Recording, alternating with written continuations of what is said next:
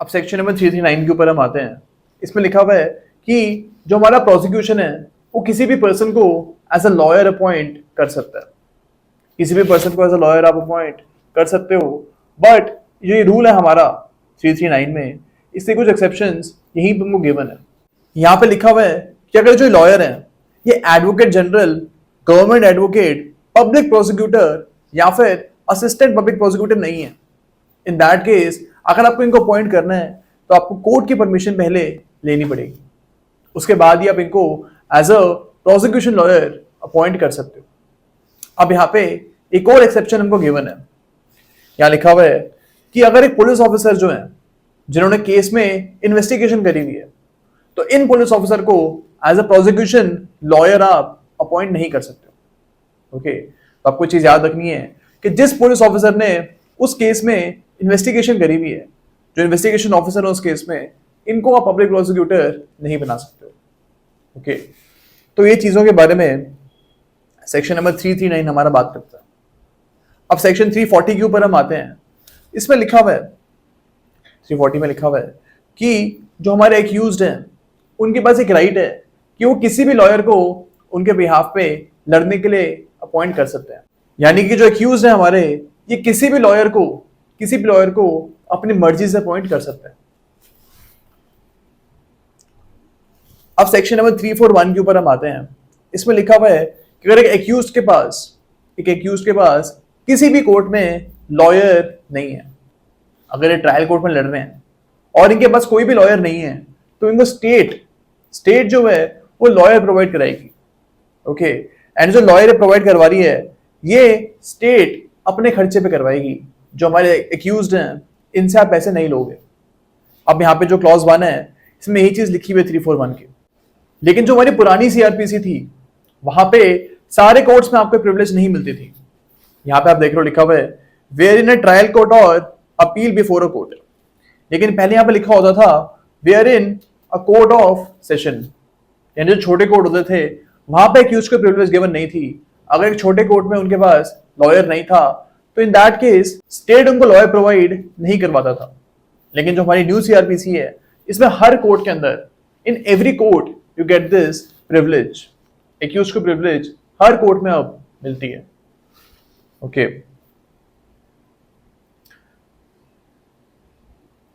अब हमारा क्लॉज 2 बोलता है कि जो हमारा हाई कोर्ट है वो अपने रूल्स बना सकती है कि एक्चुअली में कौन से एडवोकेट्स को आप इस पैनल में डालोगे, एंड जो लॉयर फ्री में लड़ रहे हैं एक्यूज के लिए उसमें कौन से लॉयर्स को आप एडमिट करोगे, एंड उन लॉयर्स को स्टेट कितनी फीस देगी, ये सारे रूल्स हाई कोर्ट बना सकती है। ओके,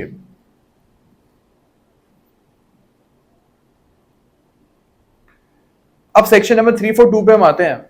इसमें लिखा हुआ है कॉर्पोरेशन के बारे में, यानी अगर एक केस में कॉर्पोरेशन ही एक्यूज्ड है, कोई कंपनी को आप एक्यूज बना रहे हो, तो उस केस में क्या प्रोसीजर होगा। आपको आप ये चीज याद रखनी है कि अगर एक कॉर्पोरेशन के खिलाफ केस चल रहा है तो जो कॉर्पोरेशन है वो एक रिप्रेजेंटेटिव को अपॉइंट कर सकता है, यानी किसी भी पर्सन को अपॉइंट कर सकता है जो कॉर्पोरेशन के बिहाफ पे केस को लड़ेगा। ओके, ऑब्वियसली डायरेक्टली जो कंपनी है वो उठ के तो कोर्ट में आ नहीं सकती, वो अपना एक पर्सन ही अपॉइंट करेगी जो उसके बिहाफ पे केस लड़ रहा है। तो ये हमारा 342 बोलता है। अब सेक्शन नंबर 343 के ऊपर हम आते हैं। जो क्लॉज 1 है इसका ये बात करता है पार्डन के बारे में। अब यहाँ पे लिखा हुआ है कि एक सीजीएम जो है, एक जो सीजीएम है वो किसी भी स्टेज में, यानी इन्वेस्टिगेशन के स्टेज पे, इंक्वायरी के स्टेज पे या फिर ट्रायल के स्टेज पे, इनमें से किसी भी स्टेज में ये पार्डन को ग्रांट कर सकते हैं। यानी जो को एक्यूज है केस में, सपोज एक केस चल रहा है, इसमें ए और बी के ऊपर एलिगेशन लगा हुआ है कि इन्होंने सी का मर्डर किया, तो यहाँ पे आप ए को पार्डन ग्रांट कर सकते हो, कोर्ट यहाँ पे ए को पार्डन ग्रांट कर सकती है एंड उसको बोल सकती है कि अब आपको बी के खिलाफ गवाही देनी है। तो ये कॉन्सेप्ट होता है पार्डन का, जहाँ पे एक को एक्यूज को आप बोल रहे हो कि हम आपको बरी कर देंगे, केस में आपको फ्री कर देंगे, लेकिन आपको दूसरे को एक्यूज के खिलाफ गवाही देनी पड़ेगी। अब जो क्लॉज 1 है इसमें आपको एक चीज याद रखनी है कि सिर्फ सीजीएम और फर्स्ट क्लास मजिस्ट्रेट ही पार्डन को ग्रांट कर सकते हैं और किसी भी कोर्ट के पास यहाँ पे पावर नहीं है पार्डन को ग्रांट करने की, सेक्शन 343 में। ओके, अब यहाँ पे एक और चीज आपको ध्यान रखनी है कि सीजीएम किसी भी स्टेज में पार्डन को ग्रांट कर सकते हैं। यानी इन्वेस्टिगेशन, इंक्वायरी, ट्रायल, किसी भी स्टेज में ये पार्डन को ग्रांट कर सकते हैं। लेकिन एक फर्स्ट क्लास मैजिस्ट्रेट सिर्फ इंक्वायरी और ट्रायल के स्टेज के दौरान ही पार्डन को ग्रांट कर सकते हैं। एक फर्स्ट क्लास मैजिस्ट्रेट इन्वेस्टिगेशन के दौरान पार्डन ग्रांट नहीं कर सकते। तो ये चीज आपको यहाँ पे याद रखनी है from PTs point of view. अब क्लॉज 1 में एक और चीज लिखी हुई है। फॉर एग्जाम्पल एक पर्सन है, इन्होंने बी को बोला है कि आप जाओ और सी को मार के आओ। यहाँ पे ए ने बी को अबेट किए है सी का मर्डर करने के लिए। ओके, अब यहाँ पे आगे जाके बी जो है वो सी को मार देता है। अब इन दिस पर्टिकुलर केस दोनों ए और बी जो हैं इनके खिलाफ केस चलेगा। ए के खिलाफ केस चलेगा अबेटमेंट ऑफ मर्डर का, एंड बी के खिलाफ ऑब्वियसली मर्डर का केस चलेगा। अब यहां पे लिखा हुआ है कि ए जो है जिन्होंने केस में अबेटमेंट करी है इनको भी आप पार्डन ग्रांट कर सकते हो। यानी जिस पर्सन ने एक्चुअली में अबेटमेंट करी है इनको भी आप पार्डन ग्रांट कर सकते हो। और अगर फॉर एग्जाम्पल इस केस में अगर फॉर एग्जाम्पल किसी ने भी अबेटमेंट नहीं करी थी और बी और डी ने मिलके सी का मर्डर किया है, इन दिस पर्टिकुलर केस आप बी और डी में से किसी को भी पार्डन ग्रांट कर सकते हो। सपोज कोर्ट बी को पार्डन ग्रांट करता है तो यहां पे बी को डी के खिलाफ गवाही अब देनी पड़ेगी। ओके,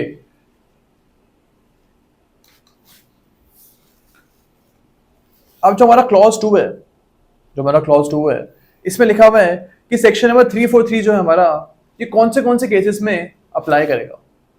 यहाँ पे गिवन है कि जो भी कोर्ट ऑफ सेशन का केस है या फिर कोई स्पेशल लॉ का केस है, सपोज एनडीपीएस एक्ट का केस है, यहां पे आप पार्डन का कॉन्सेप्ट अप्लाई कर सकते हो। 20 का बोलता है कि अगर कोई केस ऐसा है जिसमें मैक्सिमम पनिशमेंट 7 ईयर्स से ज्यादा की है, 7 ईयर्स और मोर की पनिशमेंट गिवन है, यहां पे भी आप पार्डन को ग्रांट कर सकते हो। तो आपको यहाँ पे याद रखना है कि जो भी मैजिस्ट्रेट के द्वारा ट्राइबल केसेस हैं और उनने पनिशमेंट अगर 7 ईयर्स से कम की है तो यहाँ पे आप पार्डन ग्रांट नहीं कर सकते हो। आप सिर्फ उन्हीं मैजिस्ट्रेट ट्राइबल केसेस में पार्डन ग्रांट कर सकते हो जिसमें मैक्सिमम पनिशमेंट 7 ईयर्स से ऊपर की है। ओके, लेकिन एक सेशंस ट्राइबल केस है, यहाँ पे आप कोई भी पनिशमेंट दे दो, अगर यहाँ पे 3 साल की भी पनिशमेंट है तो भी आप पार्डन को ग्रांट कर सकते हो। ओके, अब थर्ड क्लॉज में लिखा हुआ है कि जो भी मैजिस्ट्रेट यहाँ पे पार्डन को ग्रांट कर रहे हैं उनको ये चीज लिखनी पड़ेगी कि क्यों मैं इस केस में पार्डन को ग्रांट कर रहा हूं।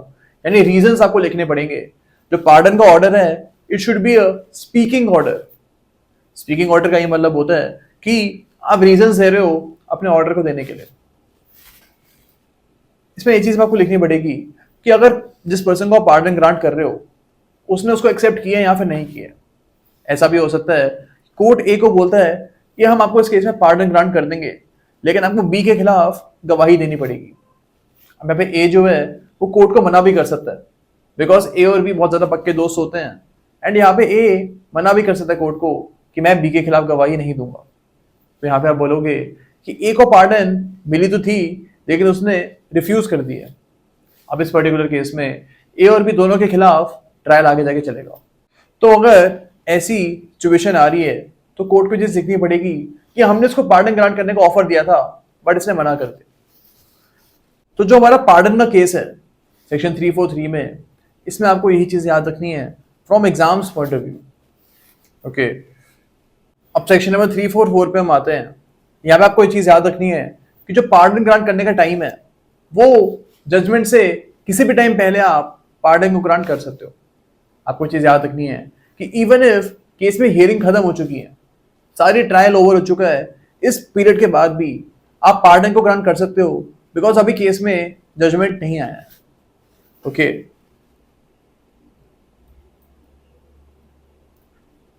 अब सेक्शन नंबर 345 पे हम आते हैं। इसमें लिखा हुआ है कि फॉर एग्जाम्पल एक पर्सन है, एक पर्सन है एंड ए को आपने पार्डन ग्रांट कर दिया है, और यहां पे आपको जो पार्डन मिला है, ए को जहां पे पार्डन मिला है वो इस कंडीशन पे मिला है कि ये बी के खिलाफ गवाही देगा, लेकिन आगे जाके ए जो है वो बी के खिलाफ गवाही नहीं देता है। ओके, अब यहाँ पे ए जो है इसके पार्डन को आप कैंसिल भी कर सकते हो। 345 का क्लॉज माना है, यहाँ पे बोला हुआ है कि अगर पब्लिक प्रोसिक्यूटर को लगता है कि ए ने यहाँ पे जो गवाही है वो बी के खिलाफ नहीं दी है, या फिर गवाही दी भी है तो वो बिल्कुल भी इफेक्टिव नहीं है। इन दिस पर्टिकुलर केस ए को जो पार्डन मिला हुआ है इसको आप वापस भी ले सकते हो एंड इसका जो ट्रायल है आप वो चला सकते हो। अब यहाँ पे ए का ट्रायल तो चलेगा ही चलेगा, लेकिन उसके खिलाफ फॉल्स एविडेंस देने का भी केस आप चला सकते हो। अगर झूठी गवाही देता है कोर्ट में तो इस चीज का केस भी आप ए के खिलाफ चला सकते हो। लेकिन अगर आपको फॉल्स एविडेंस देने का केस चलाना है तो इस चीज को करने से पहले आपको हाई कोर्ट की परमिशन लेनी पड़ेगी। अगर यहाँ पे हाई कोर्ट परमिट करेगा उसके बाद ही फॉल्स एविडेंस का केस आप यहाँ पे चला सकते हो। तो from PTS point of view आपको सेक्शन नंबर 345 में यही चीजों का ध्यान रखना है। ओके, अब सेक्शन नंबर 346 के ऊपर हम आते हैं। यहाँ पे आपको एडजर्नमेंट की प्रोसीडिंग्स करने का प्रोविजन गिवन है, यानी अगर ट्रायल चालू हो चुका है तो ट्रायल के चालू होने के बाद अगर आपको एडजर्नमेंट चाहिए, कभी भी एडजर्नमेंट आपको चाहिए, तो सेक्शन नंबर 346 में आप एडजर्नमेंट ले सकते हो। आपको पीटी के हिसाब से ये चीज याद रखनी है। ओके, तो क्लॉज 1 में हमको एडजर्नमेंट के बारे में बताया गया। ओके, अब जो हमारा प्रोवाइजो है इसमें बोला हुआ है कि अगर आपको सेक्शन नंबर 66, 67, 68 और 70 का केस है, यानी भारतीय न्याय संहिता के इन सेक्शंस का आपका केस चल रहा है कोर्ट में, तो जो आपका ट्रायल है, जो आपका इंक्वायरी और ट्रायल है, ये with in 2 months of filing of chargesheet trial खत्म हो जाना चाहिए। यानी चार्जशीट जब फाइल हुई है कि 2 महीने के अंदर अंदर आपको जो ट्रायल है वो इन केसेस में खत्म हो जाना चाहिए। ओके, अब क्लॉज 2 पे हम आते हैं। इसमें लिखा हुआ है कि अगर आपको एक्यूज्ड को ट्रायल स्टार्ट होने के बाद जेल में डालना है, आपको रिमांड पे इसको भेजना है, तो सेक्शन नंबर 346 के क्लॉज 2 में आप इसको रिमांड पे भेजोगे। ओके, आपको यहाँ पे याद रखना है कि इन्वेस्टिगेशन के बाद यहाँ पे नहीं हो रही है। अगर आपको इन्वेस्टिगेशन के दौरान किसी भी पर्सन को रिमांड पे डालना था, आपको उसको जेल में बंद करना था, तो आप सेक्शन नंबर 187 में कर रहे थे। लेकिन अब ट्रायल के दौरान आपको किसी भी एक्यूज्ड को रिमांड पे भेजना है, जेल में डालना है, तो आप सेक्शन नंबर 346 से क्लॉज 2 में ये काम कर सकते हो। ओके, अब यहाँ पे गिवन है जो प्रोवाइजो है, यहाँ पे लिखा हुआ है कि 15 डेज से ज्यादा एक बार में आप एक्यूज को रिमांड पे नहीं डाल सकते हो। तो मैक्सिमम जो टाइम पीरियड यहाँ पे गिवन है रिमांड का वो 15 डेज का गिवन है। जब 15 दिन ओवर हो जाएंगे उसके बाद दोबारा से कोर्ट में आप एक्यूज को लेके आओगे एंड यहाँ पे कोर्ट उसकी जो रिमांड का पीरियड है वो आगे बढ़ा सकती है, एक्सटेंड कर सकती है, लेकिन एक बार में आप सिर्फ 15 डेज की रिमांड दे सकते हो। अब आपको यहाँ पे एक और चीज याद रखनी है, जो हमारे न्यू सीआरपीसी है, यहाँ पे जो एक प्रोवाइजो है इसका, यहाँ पे एक चीज ऐड करी गई है। यहाँ पे लिखा हुआ है कि no adjournment shall be granted at the request of a party except where the circumstances are beyond the control of that party। इसका बी एक बार हम देखते हैं। यहाँ पे लिखा हुआ है where the circumstances are beyond the control of a party not more than 2 adjournments may be granted by the court after hitting the objections of the other party। यानी केस में आप मैक्सिमम 2 adjournments ही ले सकते हो। अब जो हमारा पुराना सीआरपीसी था वहां पे ये रूल गिवन नहीं था, लेकिन हमारा यहाँ पे गिवन है कि मैक्सिमम एक केस में आप 2 adjournments ले सकते हो। अब ये चीज इसलिए डाली गई है ताकि जो हमारा केस है वो जल्दी जल्दी चले एंड फालतू में आप adjournments केस के बीच में ना लो। तो वी कैन से दैट जो प्रोविजन है ये इसलिए डाला गया है ताकि जो ट्रायल है हमारा ये थोड़ा सा स्पीड अप हो जाए। तो सेक्शन नंबर 346 में आपको यही चीजें याद रखनी है। अब सेक्शन नंबर 347 पे हम आते हैं। इसमें लिखा हुआ है कि एक जज और मजिस्ट्रेट जो है जिनकी कोर्ट में इंक्वायरी और ट्रायल चल रहा है, ये खुद भी इस केस में एक लोकल इंस्पेक्शन कर सकते हैं। फॉर एग्जाम्पल ए का मर्डर हुआ है तो जो मर्डर का स्पॉट है वहां पे जो हमारे जज है, मजिस्ट्रेट है, ये खुद भी जा सकते हैं एंड वहां पे वो अपने खुद की लोकल इंस्पेक्शन कर सकते हैं सेक्शन नंबर 347 में। अब सेक्शन नंबर 348 पे हम आते हैं। इसमें लिखा हुआ है कि अगर आपको किसी भी विटनेस को बुलाना है तो सेक्शन नंबर 348 में आप किसी भी विटनेस को कोर्ट बुला सकती है। ओके, अब यहाँ पे एक और चीज गिवन है कि एक विटनेस जो है इनको आपने ऑलरेडी एग्जामिन कर ली है, इनकी टेस्टिमनी आपने ऑलरेडी ले ली है। अब यहाँ पे आपको इस विटनेस को दोबारा से कोर्ट में बुलाना है, आपको उसको रिकॉल करना है। तो इस पर्टिकुलर केस में सेक्शन नंबर 348 में आप किसी भी विटनेस को रिकॉल कर सकते हो।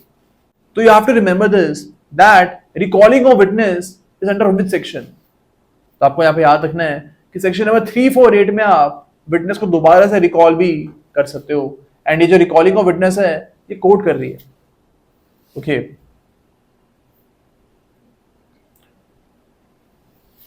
अब सेक्शन नंबर 349 पे हम आते हैं।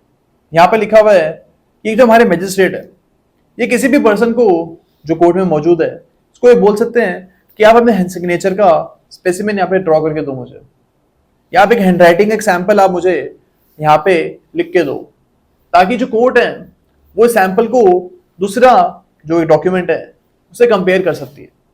सपोज क्वेश्चन ये है हमारा कि ए ने डॉक्यूमेंट के ऊपर साइन किए या फिर नहीं किए, तो यहाँ पे जो कोर्ट है हमारी ये ए को बोल सकती है कि तू मेरे सामने अपने कुछ सिग्नेचर करके दिखा। अब यहाँ पे कोर्ट जो है इस सिग्नेचर को कंपेयर कर सकती है डॉक्यूमेंट में जो सिग्नेचर हुआ है उससे। तो एक कंपैरिजन करने के लिए सेक्शन नंबर 349 में कोर्ट आपको ऑन द स्पॉट कुछ भी लिखने के लिए या फिर सिग्नेचर करने के लिए बोल सकती है। इसके अलावा कोर्ट आपको अपने फिंगर इंप्रेशन और वॉइस सैंपल देने के लिए भी बोल सकती है। ओके, अब सेक्शन नंबर 350 पे हम आते हैं। यहां पे लिखा हुआ है कि जो भी कंप्लेनेंट और विटनेस का खर्चा है, कोर्ट में आने के लिए जो भी का खर्चा लगता है, ये खर्चे की पेमेंट कोर्ट सरकार को देने के लिए बोल सकती है। यानी गवर्नमेंट को आप बोल सकते हो कि जो भी खर्चा हुआ इन लोगों का ये आप इनको रीइंबर्स करो। अब मैं आपको याद रखना है सेक्शन नंबर 350 में यहाँ पे एक्यूज की बात नहीं हो रही है। यानी अगर एक्यूज बहुत दूर से कोर्ट में आ रहा है तो इसको कोई रीइंबर्समेंट नहीं मिलेगी। ओके, अब सेक्शन नंबर 351 के ऊपर हम आते हैं। यहां पे बात करी गई है एग्जामिनेशन ऑफ एक्यूज्ड के बारे में। और जो हमारी पुरानी सीआरपीसी थी वहां पे सेक्शन नंबर 313 में ये प्रोविजन हमको गिवन था एंड अभी हमको 351 में प्रोविजन गिवन है। अब यहाँ पे गिवन है कि एक इंक्वायरी और ट्रायल के दौरान आप एक्यूज्ड का पर्सनल एग्जामिनेशन कर सकते हो। यानी जज जो है वो पर्सनली कुछ क्वेश्चंस डायरेक्टली एक्यूज से पूछ सकता है। ओके, यहाँ पे लॉयर का कोई रोल नहीं है, लॉयर यहाँ पे कोई क्वेश्चंस नहीं पूछ रहा है, डायरेक्टली जज जो है वो पर्सनली एक्यूज को यहाँ पे एग्जामिन कर रहे हैं। इसका क्लॉज 1 हम पढ़ते हैं। यहाँ पे लिखा हुआ है इन एवरी इंक्वायरी और trial for the purpose of enabling the accused personally to explain any circumstances appearing in the evidence against him, the court may at any stage without previously warning the accused put such questions to him as the court considers necessary। यानी जो trial चल रहा है इस दौरान कभी भी court जो है जो क्वेश्चन है एक्यूज से पूछ सकती है। या पे एक्यूज को उसको वार्न करने की जरूरत नहीं है, डायरेक्टली कभी भी कोई भी क्वेश्चन एक्यूज से पूछ सकती है। ओके, लेकिन ये आप देख सकते हो यहाँ पे मे लिखा हुआ है, यानी जो क्वेश्चंस यहाँ पे ए पार्ट में पूछ रही है कोर्ट ये मैंडेटरी नहीं है। अगर कोर्ट के पास क्वेश्चन आता है तो वो पूछ सकती है। लेकिन आप बी देखते हैं हम इसका क्लॉज 1 का बी देखते हैं। Shall after the witnesses for the prosecutions have been examined and before he is called on for his defence question him generally on the case. तो यहाँ पे आप देख रहे हो कि मैंडेटरी, यहाँ पे मैंडेटरी एग्जामिनेशन की बात हो रही है। ओके, यानी कि जो हमारे एक्यूज्ड हैं इनको आप मैंडेटरीली एग्जामिन करोगे। एंड ये आप कब करोगे? यहाँ पर लिखा हुआ है कि जब प्रोसिक्यूशन के विटनेस ओवर हो जाएंगे, जब प्रोसिक्यूशन के एविडेंसेस ओवर हो जाएंगे, इसके बाद आप एक्यूज्ड को डायरेक्टली एग्जामिन करोगे, उससे आप पर्सनली क्वेश्चंस पूछोगे। तो यहाँ पे आप याद रखोगे that after the prosecution witnesses are over and before the evidences of accused have been started, तो इस बीच के पीरियड में आप सेक्शन नंबर 351 का मैंडेटरी एग्जामिनेशन accused से करोगे। ओके, अब क्लॉज 2 पे हम आते हैं। इसमें लिखा हुआ है कि जो यहाँ पे एग्जामिनेशन हो रहा है, सेक्शन 351 में जो एग्जामिनेशन हो रहा है, आपको यहाँ पे एक्यूज को ओथ दिलवाने की जरूरत नहीं है। यानी आप एक्यूज को यहाँ पे कोई ओथ नहीं दिलवाओगे एंड यहाँ पे एक्यूज के ऊपर कोई भी प्रेशर नहीं होगा गवाही दे देने, बिकॉज ये पर्सनल एग्जामिनेशन है एंड यहाँ पे एक्यूज के ऊपर कोई भी प्रेशर नहीं होना चाहिए। अब आपको यहाँ पे याद रखना है कि अगर एक्यूज यहाँ पे फॉल्स एविडेंस भी दे देता है, झूठी गवाही भी वो दे देता है, तो इसके लिए आप एक्यूज के ऊपर फॉल्स एविडेंस का केस नहीं चला सकते हो, बिकॉज एक्यूज ने यहाँ पे ओथ ली ही नहीं है। ओके, अब क्लॉज 3 इसका बोलता है कि अगर एक्यूज जो है वो किसी भी क्वेश्चन का आंसर नहीं देता है, चुप हो जाता है वो, या फिर अगर वो किसी भी क्वेश्चन का फॉल्स आंसर देता है, झूठा आंसर देता है, तो यहाँ पे आप एक्यूज को कोई भी पनिशमेंट नहीं दोगे।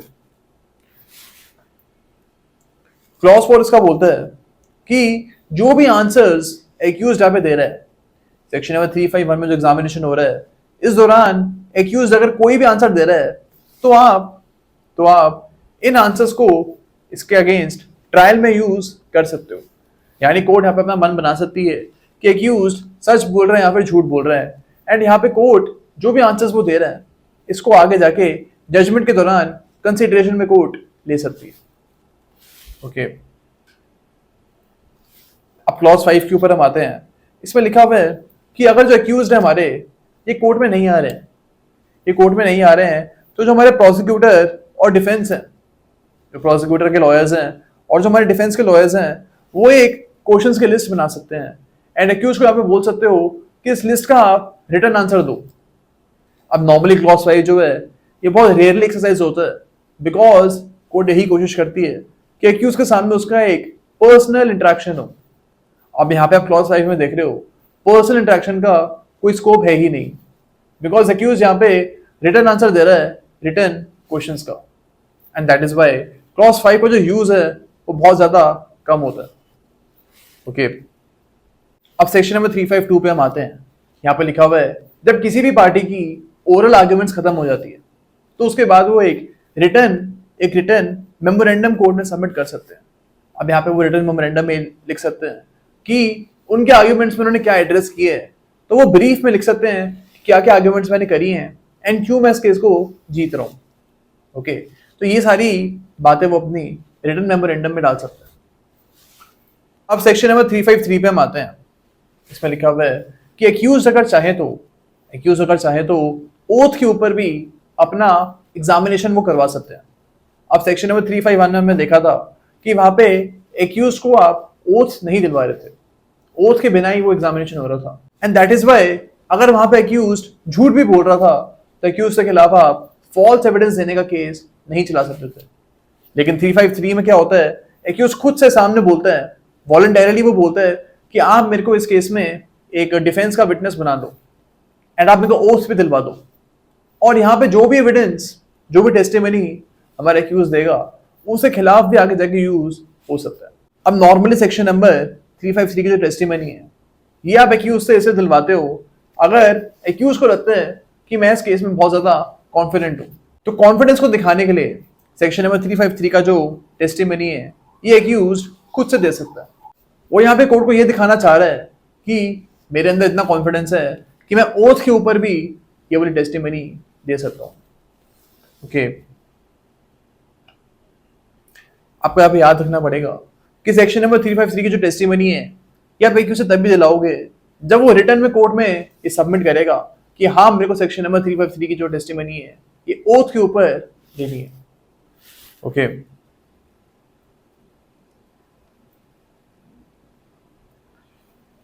तो आपको याद रखना है कि सेक्शन नंबर 351 और 353 में जो डिफरेंस है वो क्या है। 351 में आप कोर्ट के क्वेश्चंस का आंसर दे रहे हो विदाउट एनी ओथ, एंड 353 में आपको ओथ दिलवाई जा रही है एंड उसके बाद आप कोर्ट के क्वेश्चंस का आंसर कर रहे हो। अब सेक्शन नंबर 354 पे हम आते हैं। इसमें लिखा हुआ है कि एक्यूज को आप कोई भी झूठा वादा या थ्रेट नहीं करोगे ताकि वो कोई भी एविडेंस दे दे। ओके, तो यहाँ पे आप एक्यूज को कोई भी थ्रेट नहीं दोगे कि ट्रायल के दौरान तू ऐसी ऐसी टेस्टिमनी दे दियो एंड हम तेरे को आगे जाके बचा लेंगे। आप ऐसा नहीं कर सकते। अब सेक्शन नंबर 355 में हम आते हैं। यहाँ पे लिखा हुआ है कि अगर एक्यूज जो है वो कोर्ट में आ तो रहे हैं, लेकिन वो कोर्ट में आने के बाद बहुत ज्यादा कोर्ट को डिस्टर्ब कर रहे हैं, या फिर एक्यूज कोर्ट में आ ही नहीं रहे हैं। अब इन दिस पर्टिकुलर केस जो एक्यूज्ड है, इनके प्रेजेंस के बिना भी आप इंक्वायरी और ट्रायल को आगे बढ़वा सकते हो। यहाँ पे कोर्ट ये बोल सकती है कि एक्यूज को कोर्ट में आने की जरूरत नहीं है, इनके जो प्लीडर है, इनके जो वकील हैं, यही कोर्ट में आ जाएं, ये सफिशिएंट होगा। तो आपको याद रखना है कि 355 में एक्यूज के प्रेजेंस के बिना भी आप इंक्वायरी और ट्रायल आगे बढ़ा सकते हो। ओके, अब जैसे एक्सप्लेनेशन है, यहाँ पे लिखा हुआ है कि अगर जो हमारा एक्यूज है ये वीडियो कॉन्फ्रेंसिंग के थ्रू, ऑडियो वीडियो मेथड के थ्रू कोर्ट में अपेयर हो रहा है, तो हम यही मानेंगे कि जो हमारा एक्यूज है ये पर्सनली कोर्ट में आ रहा था। हम अभी ये नहीं मानेंगे कि इसकी जो अटेंडेंस है ये कोर्ट ने डिस्पेंस विद कर दी है। Okay, because audio video method से तो वो कोर्ट में आ ही रहा था। अब जो हमारी यहाँ पे एक्सप्लेनेशन है 355 की, ये नई ऐड हुई है, पुरानी सीआरपीसी में ये चीज नहीं गिवन थी। अब सेक्शन नंबर 356 में हम आते हैं। यहाँ पे बात करी गई है प्रोक्लेम्ड ऑफेंडर के ट्रायल के बारे में। यानी एक प्रोक्लेम्ड ऑफेंडर जो कि भाग रहा है, कोर्ट में आ ही नहीं रहा है, भगौड़ा हो चुका है। अब इसका जो ट्रायल और इंक्वायरी है वो आप इसकी प्रेजेंस के बिना भी आगे बढ़ा सकते हो। ये नया प्रोविजन ऐड हुआ है न्यू सीआरपीसी में, पहले ये चीज गिवन हमको नहीं थी। ओके, तो आपको याद रखना है कि प्रोक्लेम्ड ऑफेंडर का जो ट्रायल है उसके एब्सेंस में भी आप चला सकते हो, लेकिन ये करने से पहले आपको कुछ कंडीशंस को फुलफिल करना पड़ेगा। प्रोवाइजर उसका बोलता है कि अगर जो हमारा एक्यूज्ड है ये चार्ज फ्रेमिंग के 90 डेज के अंदर अंदर भी कोर्ट में नहीं आ रहा, with in 90 days of charge framing भी कोर्ट में नहीं आ रहा है, तो आप क्या कर सकते हो, तो आप इसका जो ट्रायल है इसके एब्सेंस में भी आगे बढ़ा सकते हो। ओके, अब जो क्लॉज 2 है इसका, यहाँ पे भी कुछ कंडीशंस हमको दी हुई है, जिन कंडीशंस को फुलफिल करने के बाद ही आप क्लॉज 1 में एक्यूज के एब्सेंस में भी ट्रायल आगे बढ़ा सकते हो। इसका फर्स्ट बोलता है कि आपको सबसे पहले जो एक्यूज्ड हैं इनको 2 कॉन्सिक्यूटिव वारंट ऑफ अरेस्ट देने पड़ेंगे with in the interval of 30 days. Second इसका बोलता है कि आपको जो न्यूज़पेपर है वहां पे भी पब्लिश करवाना पड़ेगा, जो डेली न्यूज़पेपर आ रही है उसके एरिया में वहां पे आपको पब्लिश कराना पड़ेगा कि एक्यूज को इस टाइम पे कोर्ट में आना पड़ेगा। अब इसके बाद भी एक्यूज नहीं आ रहा है तो आप इसको प्रोक्लेम्ड ऑफेंडर घोषित करके इसके एब्सेंस में ट्रायल आगे बढ़ा सकते हो। थर्ड यहाँ पे बोलता है कि आपको एक्यूज का जो रिलेटिव या फ्रेंड है उनको इन्फॉर्म करना पड़ेगा कि एक्यूज को आप कोर्ट में भेज दो। फोर्थ इसका बोलता है कि आपको एक्यूज के रेजिडेंस पे एक नोटिस चिपकाना पड़ेगा कि एक्यूज को इस टाइम कोर्ट में आना पड़ेगा। अब ये 4 जो मेथड्स यहाँ पे गिवन है, आप इनको फुलफिल करते हो, इसके बाद ही आप एक्यूज के एब्सेंस में यहाँ पे ट्रायल आगे बढ़ा सकते हो। आपको यहाँ पे याद रखना है कि जो यहाँ पे एक्यूज्ड है उसको आप प्रोक्लेम्ड ऑफेंडर घोषित कर रहे हो। अब प्रोक्लेम्ड ऑफेंडर वही बंदा होता है जिसको बार बार कोर्ट में बुलाया जा रहा है फिर भी ये कोर्ट में नहीं आ रहा है। फॉर एग्जाम्पल हमारे विजय माल्या या फिर नीरव मोदी, अब ये प्रोक्लेम्ड ऑफेंडर्स हैं, इनको बार बार कोर्ट में बुलाया जा रहा है लेकिन ये कोर्ट में नहीं आ रहे हैं। तो इन जैसे एक्यूज के लिए स्पेशली प्रोविजन बनाया गया। अब क्लॉज 6 और क्लॉज 7 भी यहाँ पे इंपॉर्टेंट है। क्लॉज 6 यहाँ पे बोल रहा है कि अगर हमारे एक्यूज जो हैं ये केस के एंडिंग तक भी कोर्ट में नहीं आ रहे हैं, अभी तक ये भगौड़े हैं, तो यहाँ पे जो एक्यूज्ड हैं इनके खिलाफ आप जजमेंट भी प्रोनाउंस कर सकते हो। तो यहाँ पे आप देख रहे हो कि ट्रायल भी एक्यूज के एब्सेंस में चला था एंड जो जजमेंट आ रहा है ये भी एक्यूज की एब्सेंस में आ रहा है। क्लॉज 7 यहाँ पे बोल रहा है कि अगर जो हमारे एक्यूज्ड हैं ये कोर्ट में नहीं आ रहे हैं तो ये अपील भी नहीं कर सकते हैं। ऐसा नहीं हो सकता कि लंदन में बैठ के आप इंडिया में अपील फाइल कर रहे हो। अगर आपको यहाँ पे अपील फाइल करनी है तो आपको इंडिया में आना पड़ेगा एंड अपने आपको सरेंडर करना पड़ेगा। तो ये प्रोविजन हमको याद रखना है जो कि स्पेशली प्रोक्लेम्ड ऑफेंडर के लिए बनाया गया। ओके, अब सेक्शन नंबर 357 पे हम आते हैं। इसमें लिखा हुआ है कि अगर एक एक्यूज्ड को कोर्ट की प्रोसीडिंग समझ नहीं आ रही है, अब ये पर्सन मेंटली इल नहीं है, जो हमारे एक्यूज्ड हैं ये मेंटली इल नहीं है, बट फिर भी इनको कोर्ट की प्रोसीडिंग समझ नहीं आ रही है, हो सकता है कुछ लैंग्वेज का बैरियर हो या कोई और बात हो। अब इस पर्टिकुलर केस में अगर एक्यूज की कन्विक्शन हो जाती है, उसको आप पनिशमेंट दे देते हो, तो आपको जो कोर्ट के रिकॉर्ड्स हैं या हाई कोर्ट में भिजवाने पड़ेंगे, एंड हाई कोर्ट यहाँ पर डिसीजन ले सकता है कि कन्विक्शन का क्या करना है। यहाँ पे कन्विक्शन तो आ जाएगा, लेकिन इसके बाद जो भी रिकॉर्ड है केस के, आप ये हाई कोर्ट में फॉरवर्ड कर दोगे।